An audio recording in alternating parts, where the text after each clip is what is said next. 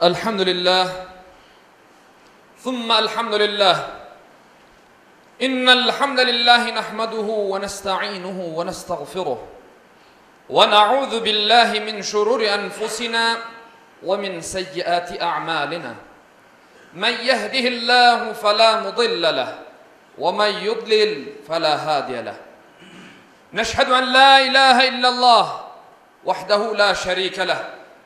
ونشهد أن سيدنا وسندنا ومولانا محمدا عبده وحبيبه ورسوله أما بعد فيا عباد الله أوصيكم بتقوى الله وطاعته إن الله مع الذين اتقوا والذين هم محسنون قال الله تعالى في محكم كتابه الكريم بسم الله الرحمن الرحيم واتقوا فتنة لا تصيبن الذين ظلموا منكم خاصة واعلموا أن الله شديد العقاب صدق الله العظيم.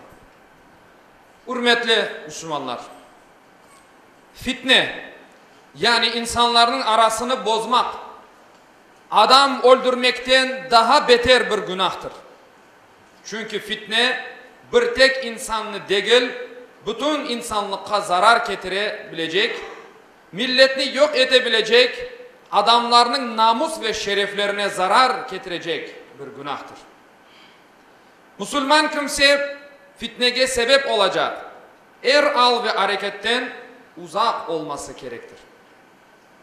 Allah Resulü'nün aleyhissalatu vesselam vaktinde bir kimse fitneye sebep olacak bir söz aytacak olsa münafık sayılır.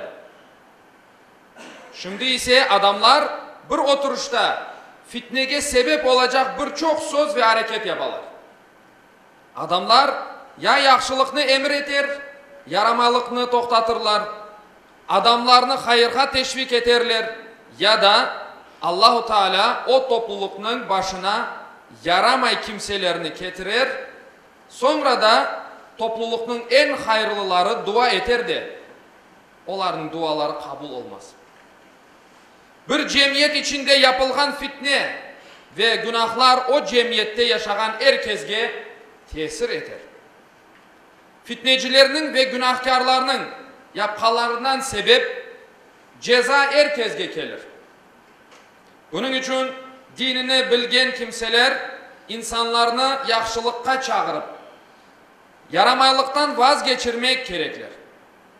Yoksa Allah'ın cezası hem yaxşılarga hem yaramaylılarga birden gelir.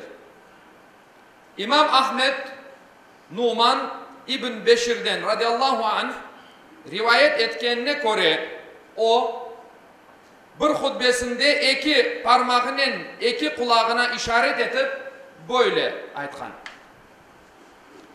Allah'ın yasaklarından kaçkan ve bu yasaklarga kulak vermeyip haram yapkan kimselerinin misali bir gemige mingen kimselerinin misali gibidir.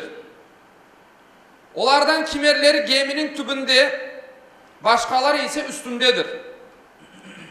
Aşağıda olanlar su almak istegende üsttekilerinin arasından geçeydiler. Sonra dediler ki, o katımızda bir teşik açsak da ondan su alsak ve üstümüzde olganlarga eziyet vermesek. Eğer üsttekiler onlarga bir şey aytmasalar hep beraber helak olurlar.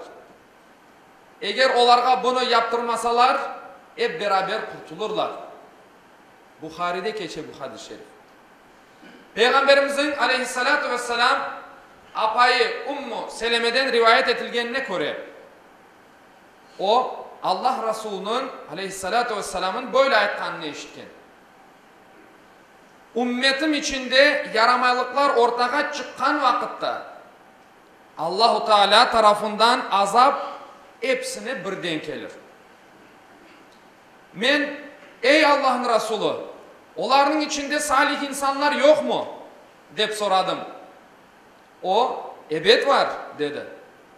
Ummu Seleme aysa Allah'ın azabı nasıl birden hepsine gelecek diye soradı. Peygamber Efendimiz sallallahu aleyhi ve sellem böyle cevap verdi. Allah'ın azabı hepsine kele bu dünyada. Ama ahirette herkes niyetine göre ve dünyada yapkan işlerine göre diriltilecek. Aziz cemaat, fitne kılıç gibidir. Onunla oynagan, uğraşkan herkesini keser. Bataklık gibidir. İçine kirgen herkes batar. Hastalık gibidir. Yanında olgan herkesini zehirler.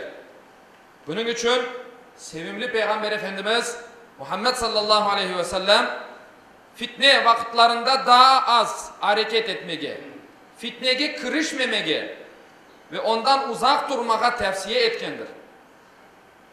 Bir hadis-i şerifinde kenede Peygamberimiz böyle buyurgan. Fitne vakitlerinde evlerinizden ayrılmanız. Oklarınızı ve yaylarınızı sındırınız. Adem aleyhisselam oğlanlarından hayırlısı yapkan gibi yapın. Çünkü o kardeşi onun öldürmeyi istegendi, kardeşine karşılık vermedi. Fitne vakitlerinde her bir Müslüman namusuna, şerefine ve imanına dikkat edip onlarını korçalamaya tırışması gerektir. Peygamber Efendimiz aleyhissalatu vesselam böyle buyurgan. Kıyamet gelmeden evvel karanlık geceleri gibi fitneler olacak. Bu vakitlerde adamlar mümin olup sabalarlar ve kafir olup akşamga kirerler. Mümin olup akşamga kirip kafir olup sabaha çıkarlar. Birçok kimse azıcık dünyalık karşılığında dinlerini satarlar. Dep buyurgan sevgili Peygamber Efendimiz. Hutbemin başında okugan ayetimin manası ne? Bitirmeye isteyim. Allah Teala Enfal suresinin 25. ayetinde buyura ki içinizde bir tek zulüm yapkanlarga değil, hepinizni kavrayacak, kuşatacak fitneden sakınınız. Ve biliniz ki Allah'ın cezası pek şiddetlidir.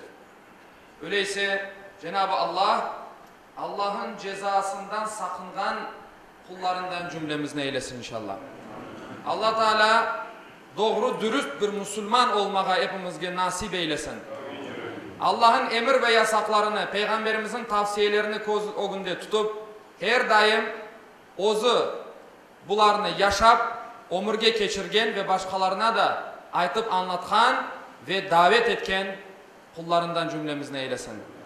Ela inne ahsanel kelam ve ablagan nizam kelamullahil melikil azizil allam kema kâle Allahu tebareke ve teâlâ fil kelam ve izâ kuri'al Kur'an fastami'û leh ve ansitû leallekum turhamun.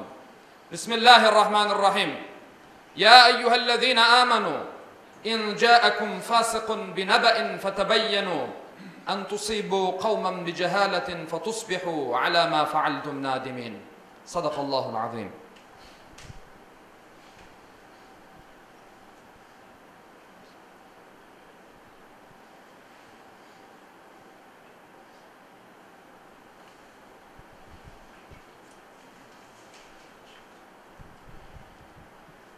الحمد لله حمد الكاملين والصلاة والسلام على رسولنا محمد وعلى آله وصحبه أجمعين تعظيما لنبيه وتكريما لفخامة شان شرف صفي. وقال عز وجل من قائل مخبرا وآمرا إن الله وملائكته يصلون على النبي يا أيها الذين آمنوا صلوا عليه وسلموا تسليما. اللهم صل على محمد وعلى آل محمد كما صليت على إبراهيم وعلى آل إبراهيم إنك حميد مجيد. اللهم بارك على محمد وعلى آل محمد كما باركت على إبراهيم وعلى آل إبراهيم إنك حميد مجيد. اللهم وارض عن الأربعة الخلفاء سيدنا أبي بكر وعمر وعثمان وعلي ذوي الصدق والوفاء، وعن الأنصار والمهاجرين والتابعين إلى يوم الجزاء، وعن كافة المؤمنين والمؤمنات والمسلمين والمسلمات الأحياء منهم والأموات بفضلك ورحمتك إنك سميع قريب مجيب الدعوات. عباد الله، إن الله يأمر بالعدل والإحسان وإيتاء ذي القربى وينهى عن الفحشاء والمنكر والبغي يعظكم لعلكم تذكرون. Okuğanım ayette Allah Teala buyura ki, şüphesiz Allah adaletini, yaxşılık yapmakını ve soy sopka yardım etmekini emir eder. Edepsizlik, fenalık, isyan etip zulüm etmekini de yasaklar. Tuşunup uymanız için sizlerge nasihat verir. Cumanız hayırlı ve mübarek olsun.